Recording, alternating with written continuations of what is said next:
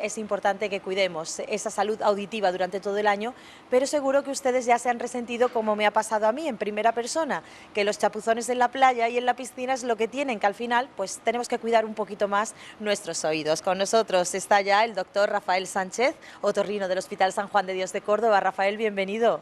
Igualmente, muchas gracias. Una cita casi obligada todos los veranos con usted. Desde luego, nos vemos de año en año, esta vez al fin presencial. Ya exactamente, y sin mascarilla. Y sin mascarilla, sin mascarilla. Doctor, cuéntenos, ¿cómo hay que cuidar la salud auditiva durante todo el año y no solamente en verano?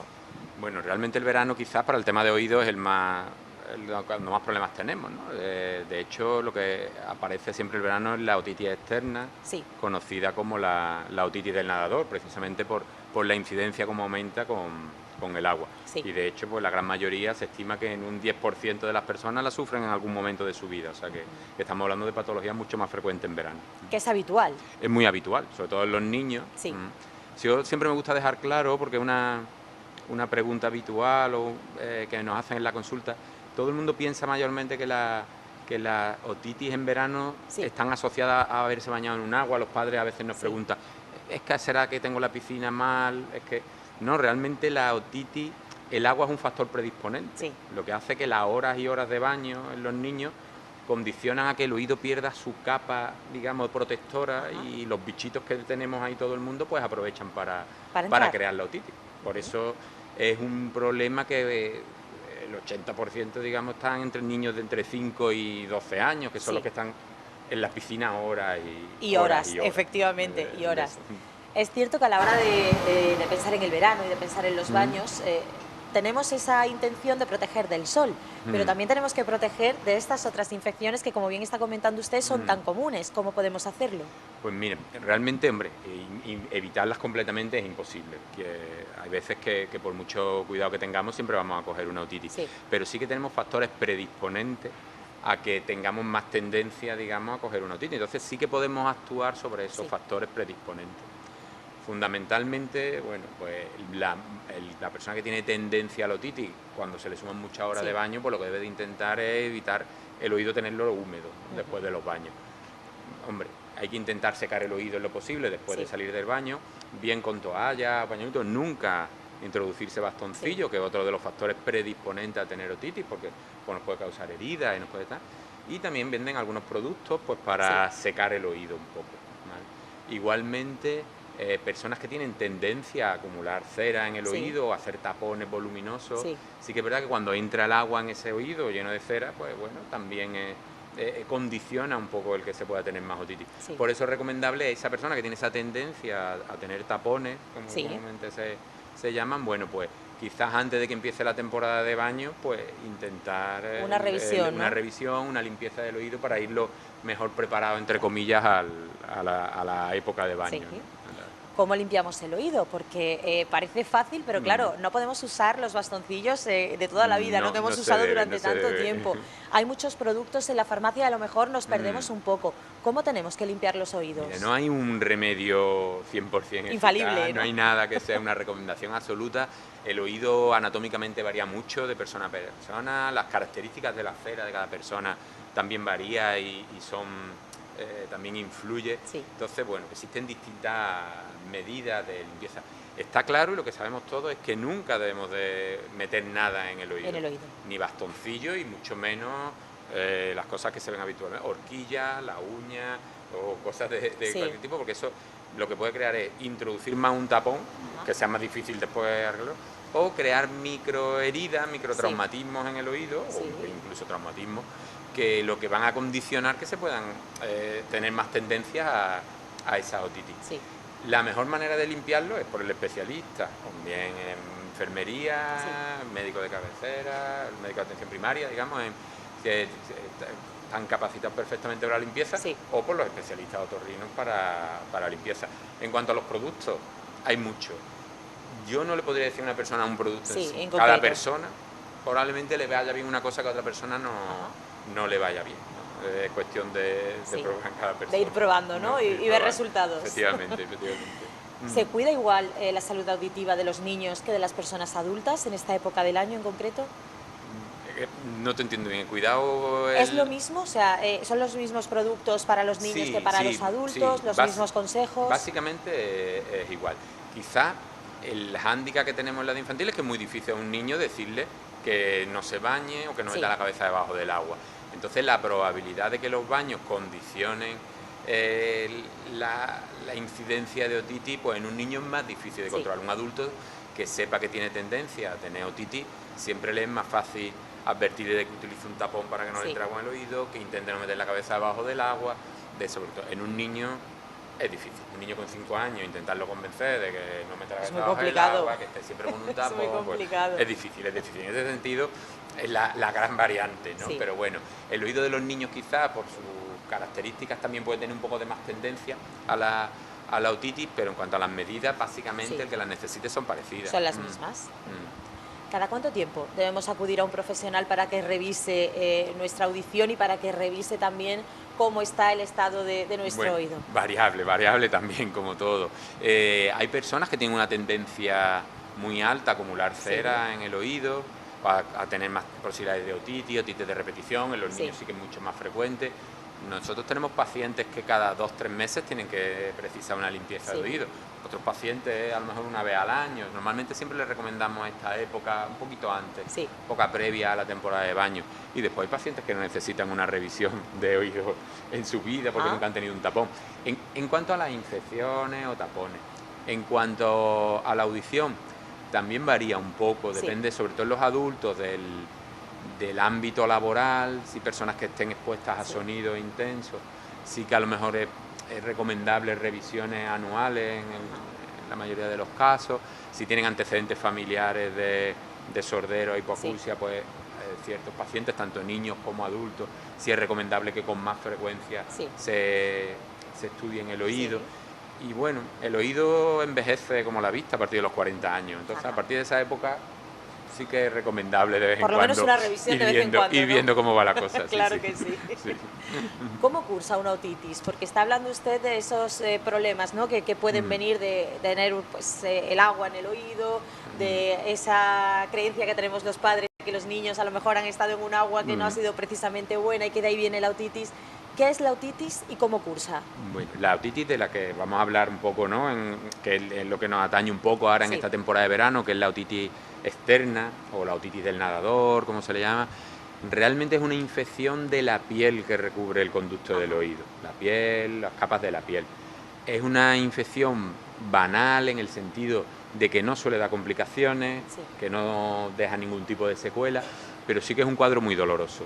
El niño le duele mucho al rozarse la oreja, al mover o tocarse ligeramente la oreja, incluso al quitarse las camisetas. Ese roce es muy, el roce mínimo, es muy doloroso. Es una infección muy dolorosa, pero que bueno, con el tratamiento adecuado, que normalmente son tratamientos con antiinflamatorios y con gotas en el oído, rara vez se necesita antibiótico por vía oral, bueno, pues se resuelve bien en unos días y con pocas secuelas, ¿vale? Con pocas secuelas. Máximo problema es que cuando tienes la otitis, pues en esos casos sí que es recomendable que no metan la cabeza debajo del agua. Entonces el gran trastorno en el verano de los pacientes, sobre todo los niños, ¿no? Ahí viene el problema. Para cuidar los oídos cuando nos metemos en el agua, ¿los tapones es un uso correcto? ¿Usted, por ejemplo, los recomienda? Claro, como medida general, no todo el mundo tiene que utilizar tapones. Yo no utilizo tapones en el agua. Personas que sí que están acostumbrados a que sus veranos tienen muchas infecciones de oído o es un problema en ellos recurrente, ya que sabemos que uno de los factores predisponentes es la humedad en el oído, bueno, pues evitando la entrada de agua sí que podemos mejorar un poco el curso de esa frecuencia de otitis. Básicamente los tapones, hay muchos modelos, en fin, cada persona igual, cada anatomía distinta, pues se adaptan. Igual que los tapones en pacientes que están intervenidos del oído o que necesitamos que sean mucho más estrictos en la entrada de agua, pues además de los tapones existen más alternativas, como pues en gorros que tapan la zona, gorros de baño que tapan la zona de la oreja, incluso felpas que taponan, unas felpas de neopreno que taponan la zona del oído. Es decir, que existen opciones para intentar evitar la entrada de agua. Pero como medida general, la persona que nunca ha tenido un problema de oído, no tiene problemas de otitis o no tiene molestias con la entrada de agua, realmente no debería por qué utilizar tapones. Tapones, El agua entra en y sale principio. bien del oído, ¿no? Y hablando de tapones, pero en este caso de cera, ¿cómo se crean? Bueno, la cera es un mecanismo de defensa, todo el mundo debe de tener un poco de cera. Sí. De hecho, uno de los factores predisponentes a tener otitis de verano son oídos con muy poca cera, personas ¿Ah, que sí? producen poca cera.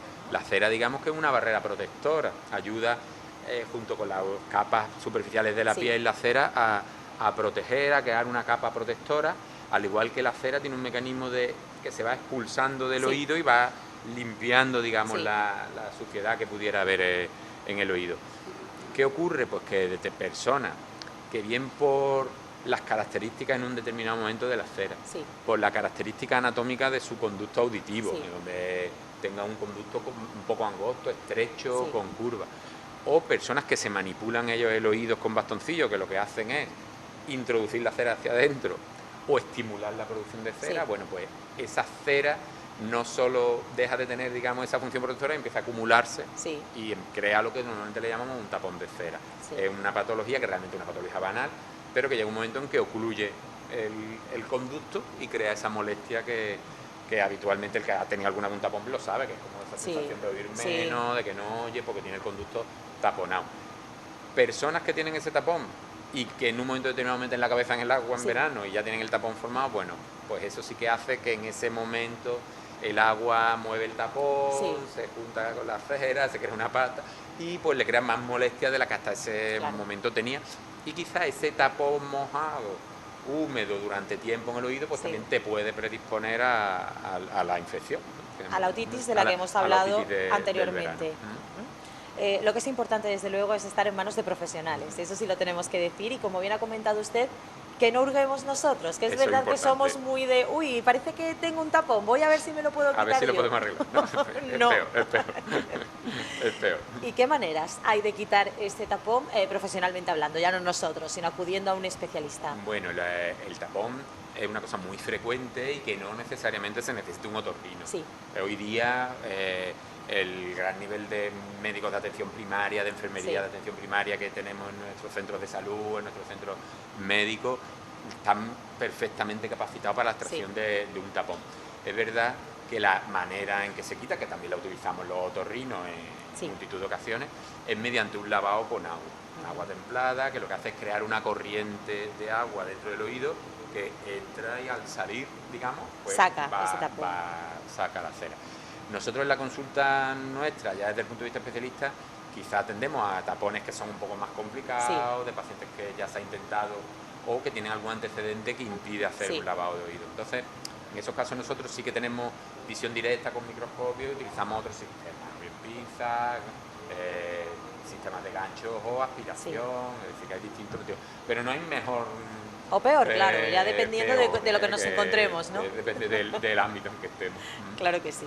Usted pues está de vacaciones, pero en nada se vuelve a incorporar, así que Ya. está disponible para A quienes par- necesitemos que nos ayude. Desgraciadamente, a partir del lunes estoy disponible. Pero bueno, gustosamente. Hombre, claro me que gusta sí. mi trabajo. Claro que sí. Consejos. ¿Qué consejos podemos dar antes de terminar la entrevista para que quien nos esté viendo pues tenga una buena salud en lo que a su oído se refiere este verano? Bueno, en cuanto... Lo primero es disfrutar, ¿no? Hay que bañarse, ¿no? Hay que bañarse. Y más en Córdoba tenemos que bañarnos. Hombre, eso es ¿vale? necesario. Tenemos que bañarnos. Y hace hincapié en que no es importante, vamos, no es importante, las otitis no van tanto por la calidad del agua, sino Sí. por las horas de exposición Sí. al agua. Entonces, la persona que tiene tendencia a la infección de oído debe de evitar esa exposición, bien evitando horas de baño, Sí. que es lo menos recomendable, o bien con tapones, gorros, etcétera. Y sobre todo ante las molestias en el oído, pues acudir a profesionales, a su médico de atención primaria, a su pediatra, para valorar si es un tapón o es una otitis inicial y poner su Sí. tratamiento, evitar las medidas propias de Sí. gotas de anestésicas, gotas que a lo mejor no tienen un uso de verdad útil en estos casos, y sobre todo evitar la manipulación del oído por las personas, porque no vamos a conseguir, rara vez conseguiremos solucionar el problema y sí tenemos muchos riesgos de empeorarlo con Por supuesto, pues yo he apuntado absolutamente Bueno, todo, muy bien. que sea un buen verano para usted, aunque le pille ya Igualmente. trabajando el resto del Bueno, verano. está bien, está bien. no Y pasa gracias como siempre por sus consejos Ah. y por traernos la consulta hasta aquí, nada. hasta el Mercado A Victoria. vosotros es un placer, como todos los años, atenderos. Gracias de verdad, buen verano. Igualmente.